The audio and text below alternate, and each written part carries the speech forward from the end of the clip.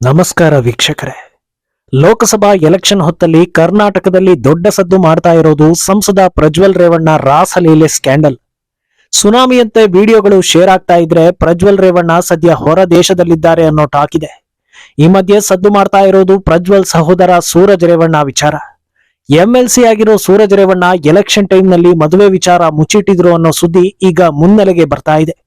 ಅಲ್ಲದೆ ಮದುವೆ ವಿಚಾರದಲ್ಲಿ ಸಾಕಷ್ಟು ಸುದ್ದಿಗಳಿದ್ದು ಹಾಸನದ ಕೆಲವರಿಗೆ ಮಾತ್ರ ಅಸಲಿ ಸತ್ಯ ಗೊತ್ತಿದೆ ಅಂತ ಹೇಳಲಾಗ್ತಾ ಇದೆ. ಇನ್ನೊಂದೆಡೆ ಪ್ರಜ್ವಲ್ ರೇವಣ್ಣ ಸ್ಕ್ಯಾಂಡಲ್ ಬಗ್ಗೆ ಬಿಜೆಪಿ ಹೈಕಮಾಂಡ್ಗೆ ಮೊದಲೇ ವಿಚಾರ ತಲುಪಿತ್ತು. ಅದಕ್ಕೆ ಸಾಕ್ಷಿ ಅನ್ನೋ ಹಾಗೆ ಒಂದು ಲೆಟರ್ ಕೂಡ ರಿವೀಲ್ ಆಗ್ತಾ ಇದೆ. ಇದರ ಜೊತೆಗೆ ಮಾಜಿ ಪ್ರಧಾನಿ ದೇವೇಗೌಡರ ವರ್ಚಸ್ಸನ್ನ ರೇವಣ್ಣ ಕುಟುಂಬ ಹಾಳು ಮಾಡಿದ್ರು ಅನ್ನೋ ವಿಚಾರ ಕೂಡ ರಾಜಕೀಯ ವಲಯದಲ್ಲಿ ದೊಡ್ಡ ಚರ್ಚೆಗೆ ನಾಂದಿ ಹಾಡ್ತಾ ಇದೆ. ಇದೆಲ್ಲವನ್ನ ಒನ್ ಬೈ ಒನ್ ವಿವರಿಸ್ತಾ ಹೋಗ್ತೀವಿ. ಈ ವಿಡಿಯೋವನ್ನ ತಪ್ಪದೇ ಕೊನೆ ತನಕ ನೋಡಿ. ಅದಕ್ಕೂ ಮುನ್ನ ಮೀಡಿಯಾ ಮಾನ್ಸ್ಟರ್ ಚಾನಲ್ ಅನ್ನ ತಪ್ಪದೇ ಸಬ್ಸ್ಕ್ರೈಬ್ ಮಾಡಿ. ಎಸ್, ತಮ್ಮನ ವಿಚಾರ ದೊಡ್ಡದಾಗ್ತಾ ಇದ್ದ ಹಾಗೆ ಮಾಸಿ ಹೋಗಿದ್ದ ಅಣ್ಣನ ವಿಚಾರ ಕೂಡ ಮುನ್ನೆಲೆಗೆ ಬರ್ತಾ ಇದೆ. ಸೂರಜ್ ರೇವಣ್ಣ ಅವರಿಗೆ ಮದುವೆ ಆಗಿದೆ ಅನ್ನೋ ವಿಚಾರ ಸಾಕಷ್ಟು ಜನರಿಗೆ ಗೊತ್ತೇ ಇಲ್ಲ. ಅಂಥದ್ರಲ್ಲಿ ಅವರಿಗೆ ಡಿವೋರ್ಸ್ ಆಗಿದೆ ಅನ್ನೋದು ಕೂಡ ಗೊತ್ತಿರ್ಲಿಕ್ಕಿಲ್ಲ. ಸೂರಜ್ ದಾಂಪತ್ಯದಲ್ಲಿ ಮನಸ್ತಾಪ ಆಗಿ ವಿಚ್ಛೇದನ ಕೂಡ ಆಗಿದೆ ಅನ್ನೋದು ಹಾಸನ ಜನತೆಗೆ ಗೊತ್ತಿರೋ ವಿಚಾರ. ಆದ್ರೆ ಈ ವಿಷಯವನ್ನ ಚುನಾವಣೆ ಹೊತ್ತಲ್ಲಿ ಅವರು ಮುಚ್ಚಿಟ್ಟಿದ್ದು ಬಹಳ ದೊಡ್ಡ ಸುದ್ದಿ ಆಗಿತ್ತು. ತಪ್ಪು ಮಾಹಿತಿ ಕೊಟ್ಟಿದ್ದಾರೆ, ವಿಷಯ ಮುಚ್ಚಿಟ್ಟಿದ್ದಾರೆ ಅಂತ ಕೆಲವರು ದನಿ ಏರಿಸಿದ್ರು. ಆಗ್ಲೇ ಈ ಡಿವೋರ್ಸ್ ಕಹಾನಿ ಒಂದಷ್ಟು ಜನರಿಗೆ ಗೊತ್ತಾಗಿದ್ದು. ಆದ್ರೆ ಈ ಮದುವೆ ಹಾಗೂ ಡಿವೋರ್ಸ್ ಹಿಂದಿನ ನಿಜಾಂಶಗಳು ಏನು ಅನ್ನೋದು ಹಾಸನದಲ್ಲಿ ಕೆಲವರಿಗೆ ಗೊತ್ತಿದೆ ಅನ್ನೋ ಚರ್ಚೆಗಳು ಕೂಡ ಈಗ ಆರಂಭವಾಗಿದೆ. ಇನ್ನು ಪ್ರಜ್ವಲ್ ವಿಚಾರಕ್ಕೆ ಬಂದ್ರೆ ಬರೋಬ್ಬರಿ 2976 ವಿಡಿಯೋಗಳು ಲೀಕ್ ಆಗಿವೆ. ಅಷ್ಟು ವಿಡಿಯೋದಲ್ಲೂ ಅವರು ತಮ್ಮ ಜೊತೆ ಇದ್ದವರನ್ನ ಮಾತ್ರ ವಿಡಿಯೋ ಮಾಡಿದ್ದು, ತಮ್ಮನ್ನ ಚಿತ್ರಿಸಿಕೊಂಡಿಲ್ಲ ಅನ್ನೋದು ರಿವೀಲ್ ಆಗ್ತಾ ಇದೆ. ವಿಷಯ ಏನಂದ್ರೆ, ಇಷ್ಟು ದೊಡ್ಡ ಪ್ರಮಾಣದಲ್ಲಿ ಪ್ರಜ್ವಲ್ರ ವಿಡಿಯೋಗಳು ಇದೆ ಅನ್ನೋದು ಹಲವು ತಿಂಗಳುಗಳ ಮುನ್ನವೇ ಚರ್ಚೆಗೆ ಬಂದಿತ್ತು ಅನ್ನೋದು.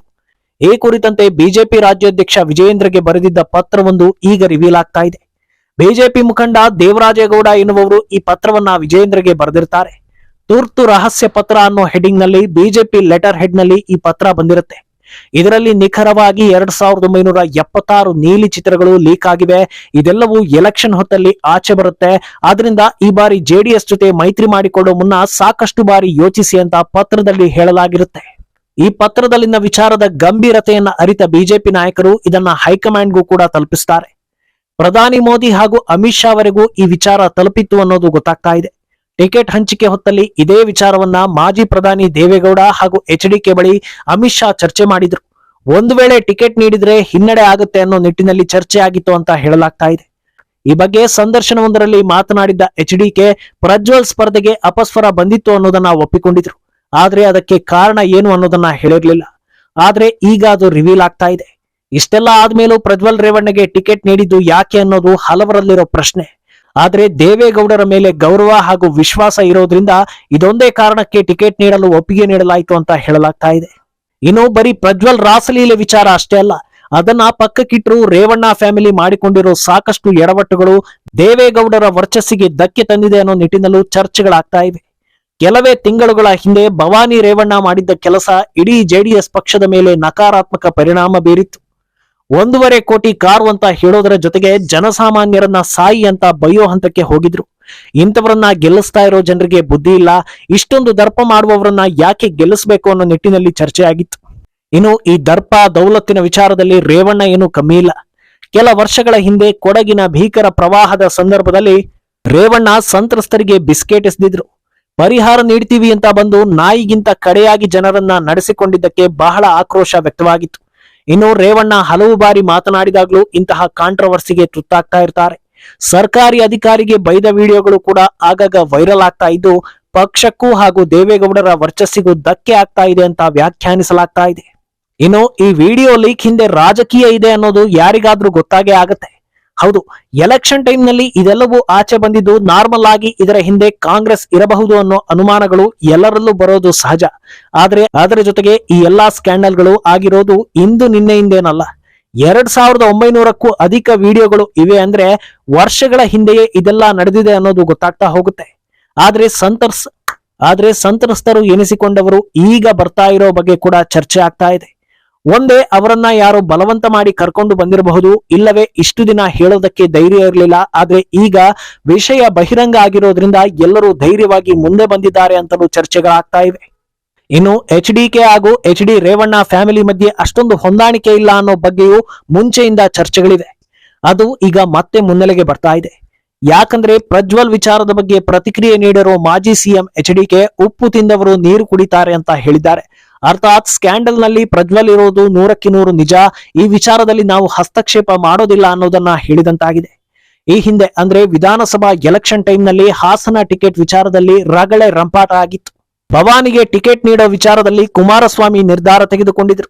JDS ಕಾರ್ಯಕರ್ತನಿಗೆ ಅಂತಿಮವಾಗಿ ಟಿಕೆಟ್ ನೀಡಲಾಗಿತ್ತು. ಈ ವಿಚಾರದಲ್ಲಿ ರೇವಣ್ಣ ಕುಟುಂಬ ವರ್ಸಸ್ HDK ಅನ್ನೋ ಮಾತು ಆಗಲೇ ಹರಿದಾಡಿತ್ತು.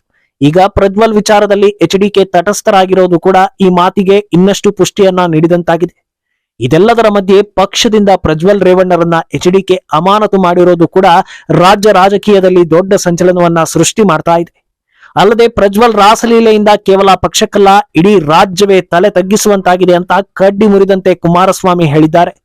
ಅಷ್ಟೇ ಅಲ್ಲದೆ ಅವರ ವಿರುದ್ಧ ಕೇಳಿಬಂದಿರೋ ಹಗರಣ ಆರೋಪಗಳು ಕೇವಲ ಪ್ರಜ್ವಲ್ ಅವರಿಗೆ ಮಾತ್ರ ಸಂಬಂಧಿಸಿದ್ದು, ಅದಕ್ಕೂ ನಮ್ಮ ಇಡೀ ಕುಟುಂಬಕ್ಕೂ ಯಾವುದೇ ಸಂಬಂಧವಿಲ್ಲ ಅಂತ ಖಡಾಖಂಡಿತವಾಗಿ ಹೇಳಿದ್ದಾರೆ.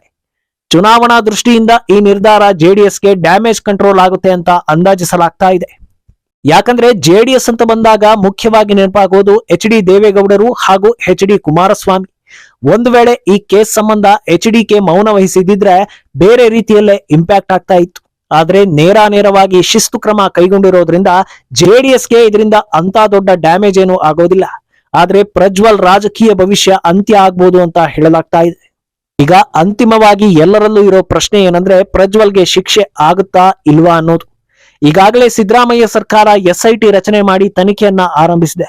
ತನಿಖೆ ಏನೋ ಆಗುತ್ತೆ ಸರಿ, ಆದ್ರೆ ಅದು ಅರ್ಧಕ್ಕೆ ನಿಂತು ಹೋಗುತ್ತಾ, ಕಂಪ್ಲೀಟ್ ಆಗುತ್ತಾ ಅನ್ನೋದು ಪ್ರಶ್ನೆ. ಯಾಕಂದ್ರೆ ಈ ಹಿಂದೆ ಈ ರೀತಿಯ ಸ್ಕ್ಯಾಂಡಲ್ಗಳು ಕರ್ನಾಟಕದಲ್ಲಿ ಹಲವಾರು ಆಗಿವೆ. ರಮೇಶ್ ಜಾರಕಿಹೊಳಿ ಪ್ರಕರಣ ಯಾವ ಲೆವೆಲ್ಗೆ ಸದ್ದು ಮಾಡ್ತು ಅನ್ನೋದು ಇಡೀ ಕರ್ನಾಟಕಕ್ಕೆ ಗೊತ್ತಿದೆ. ಆದ್ರೆ ಅಂತಿಮವಾಗಿ ಅದರಲ್ಲಿ ತಪ್ಪಿತಸ್ಥರು ಯಾರು, ಯಾರಿಗೆ ಶಿಕ್ಷೆ ಆಯ್ತು ಅಂತ ಹುಡುಕ್ತಾ ಹೋದ್ರೆ ಉತ್ತರ ಸಿಗೋದೇ ಇಲ್ಲ. ಆದ್ರಿಂದ ಪ್ರಜ್ವಲ್ ವಿಚಾರದಲ್ಲಿ ಏನಾಗಲಿದೆ ಅನ್ನೋದು ಎಲ್ಲರ ಪ್ರಶ್ನೆ. ಲೈಂಗಿಕತೆ ಅನ್ನೋದು ಇಬ್ಬರ ನಡುವಿನ ಖಾಸಗಿ ವಿಚಾರ. ಆದ್ರೆ ಅದು ಪರಸ್ಪರ ಒಪ್ಪಿಗೆ ಮೇರೆಗೆ ನಡೆದು ಯಾರಿಂದಲೋ ಬಹಿರಂಗ ಆದ್ರೆ ಆ ಕೇಸ್ ಬೇರೆ. ಆದ್ರೆ ಪ್ರಜ್ವಲ್ ವಿಚಾರದಲ್ಲಿ ಬೇರೆ ರೀತಿಯದ್ದೇ ಆರೋಪಗಳಿವೆ. 47 ವರ್ಷದ ಮಹಿಳೆಗೆ ಬಲವಂತವಾಗಿ ಬಟ್ಟೆ ಬಿಚ್ಚಿಸಿ ಕಣ್ಣೀರು ಹಾಕಿದ್ರು ಕರುಣೆ ತೋರದೆ ವಿಡಿಯೋ ಮಾಡಿದ್ದಾರೆ ಅನ್ನೋ ಆರೋಪಗಳಿವೆ. ಆದ್ರಿಂದ ಇದು ದೊಡ್ಡ ಕೇಸ್ ಆಗೋ ಎಲ್ಲಾ ಸಾಧ್ಯತೆಗಳಿವೆ.